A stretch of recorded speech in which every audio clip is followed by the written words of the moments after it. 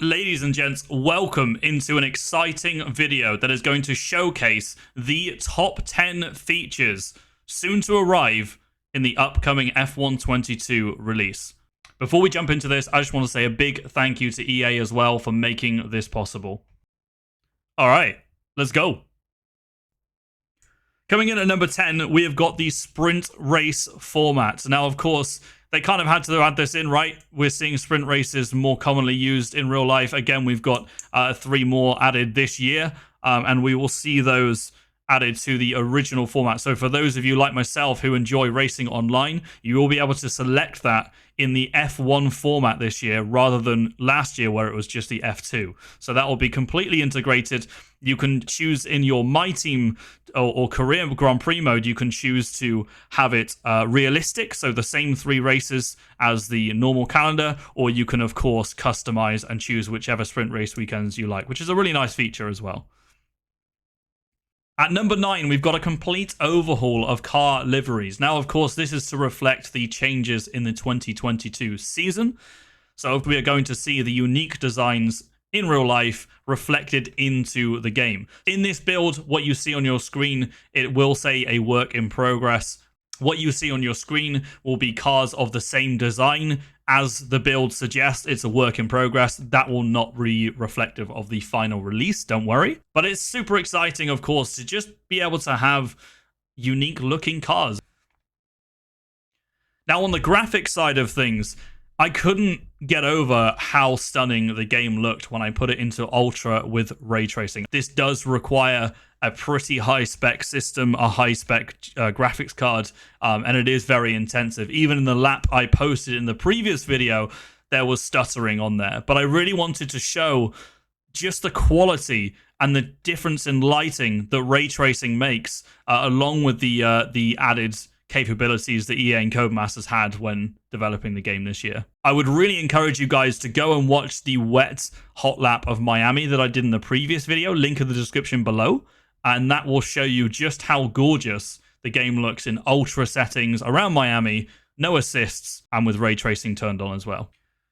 Coming in at number 8, we've got the broadcast modes and formation lap. Now, the broadcast modes is exclusive to the safety car procedure, the formation lap procedure, and the pit stop procedure. So instead of the player having control of the car, like we would see previously, there are 2 options which you would determine in the menu before you jump into it. One of the options being broadcast mode, where you would simply see, like the TV footage we would be used to seeing on the television, we would see your car trundling around following the safety car, for example, in a broadcast mode where the player does not have control, which I think is a fantastic feature for those looking for that immersive element, and for maybe the more casual player that really wants it to reflect the real life racing that we see. The formation lap is a particularly interesting one because, again, this really adds an immersive element. It allows the player to not only get the timing right coming up to the grid, where you can, if you don't get it optimal, you are slightly off on the grid, and that may just cost you running into turn 1. But not only that, you can also position your car. So you can, just like you would see the likes of, say, Max Verstappen in real life, position his car to the inside or the outside to take that defensive or aggressive line. You can now do that on the formation lap, which I think is a fantastic addition. In number 7, we've got the track changes and, of course, the addition of the Miami circuits. Now, by track changes, again, we're not going to run through every individual one, but I think the main talking point here is that the curbs have changed quite drastically. We're going to get onto the handling model later, but for now, these sausage curbs, you cannot ride them like maybe you could have got away with last year. So you will find that the way you drive certain circuits, and I'll give you a couple examples, let's say turn 1 Austria, you cannot take that inside sausage curb. It will just unbalance and throw the car off. And the same at Imola as well. The Tamburello section, the first turn 1s, 2 and 3, have now changed because you need to take less curb with the corners. Now at number 6, we have got the addition of a new feature that we've never seen before called F1 Life. I'm personally really interested to see whether this is going to be something similar to, say, the home or garage system they use in Gran Turismo. So we haven't seen direct footage of that yet. That is yet to come, but we know already that that is going to include player supercars, the ability to customize clothing and accessories, home customization. We're expecting this to really be a customizable player hub that perhaps through the journey of the game you can really evolve and adapt, which I think is quite interesting and adds an extra element to the content that we already have. Now for the supercars, again, nothing really official on that, but there have been leaks suggesting that a couple of the cars that you can unlock in there will be the Aston Martin and the Mercedes safety cars, which, if that's true, I'm all on board for that. I would love to be drifting them around just like Bernd Mailander at Spa 2021, right? You guys remember that one? So at number 5, we have got virtual reality. This is a feature that I am super, super excited for. I just picked up a Oculus Quest 2 recently myself, and I've been testing it in the background. And my God, guys, this is such an immersive, incredible feature. It's really difficult to explain through a video, even with showing footage.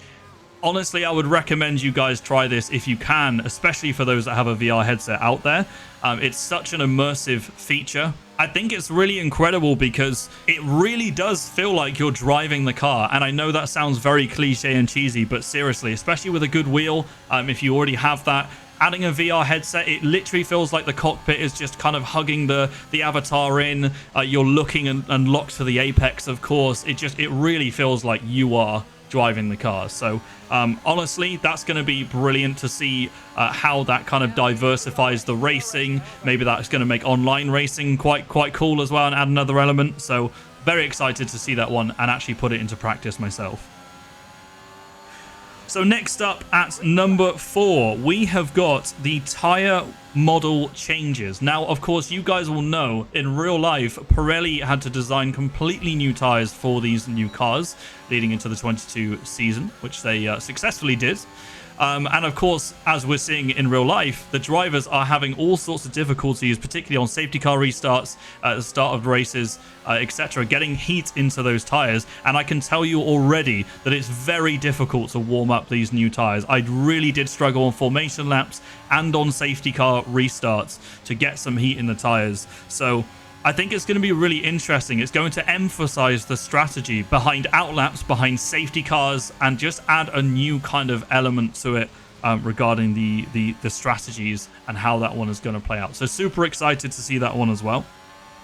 And that leads us into number 3, which is a very, very big one, guys. This is the handling model change. This is an entire overhaul of the previous handling that you guys know from the previous game. So the best way I can try and explain this to you guys, it's obviously hard to portray through words the feeling that you get through the wheel, but the best way I can try and explain this is that just like the real life cars, there are more weight to the cars this year, and there's less downforce essentially through the lower speed corners. So essentially the car feels a bit more understeery, a bit more heavier than what we would be used to, and also, at the same time, more responsive at high speeds.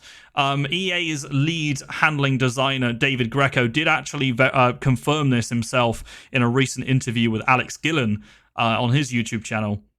And I found that fascinating because he did confirm exactly what I just said, and just mainly about how they want to take the game down a kind of sim racing avenue from a handling perspective, but of course also cater for the casuals, which is so important and we can't underestimate for integrating into the game as well and the population. So the handling model is going to be a really interesting one, guys. I can say that I do enjoy driving the cars with a limited amount of time that I've had with the game so far, but I will also say that it's limited. So, of course, I don't yet know how the car responds perfectly. No one does, really. We just kind of had those initial laps and races. And so far, the initial feel is great, and I'm looking forward to testing that out further on release. Now, number 2 is a big one, and you will have heard myself and many other creators and people asking for this feature for a long, long time now. That is, of course, crossplay. Now, it has been announced it will not launch on the release of the game. It will come to the game post-launch, so much like we saw last year with the post-launch releases of Imola, Portimao, and Jeddah. I expect this to be a similar kind of thing. Who knows when it will be? There are no kind of leaks or information on that. But put it this way, guys, I would be very surprised if EA were going to release this late into the game.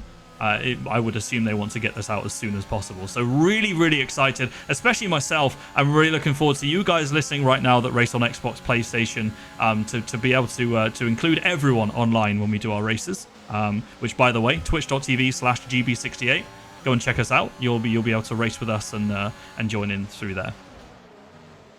So guys, now we're on to the final feature. This is my personal favorite for the upcoming game. It is classic cars and tracks. Now, I do just want to say this has not been confirmed. So before myself and other creators were able to get our hands on the preview build of the game, EA and Codemasters actually hosted a private event for us where they ran through the build of the game. And then we did a Q&A session at the end where they answered many questions that we had. Now, when one of us asked, will classic cars and tracks be in the game? The response was, you'll have to wait and see. Now, of course, that's not a yes, but we did ask a lot of questions and there were a number of them that were flat out ruled out with a no. So I did find that quite interesting personally. A lot of us at the time were like, wow, okay, is this really coming then? Are they teasing us here? But let's wait and see. I think I'd be surprised if this came into the release of the game. But if this would happen, this would personally be one of my favorite features. So this concludes the video for now. This is my top 10 features for the up-and-coming F1 game. I hope this has been informative as well for those of you guys that maybe haven't heard too much on the new game yet. We, of course, will have plenty more footage and information coming as well. So do make sure you hit that like and subscribe to the channel if you haven't already. It does help a massive amount. Don't forget as well to check out the Twitch channel, guys. I've included the links in the description below. So that's it for this video, guys. Let me know in the comments section below, out of the 10 features I just went through, which is the one you are most looking forward to. I would love to hear it. Until the next video, guys, peace out.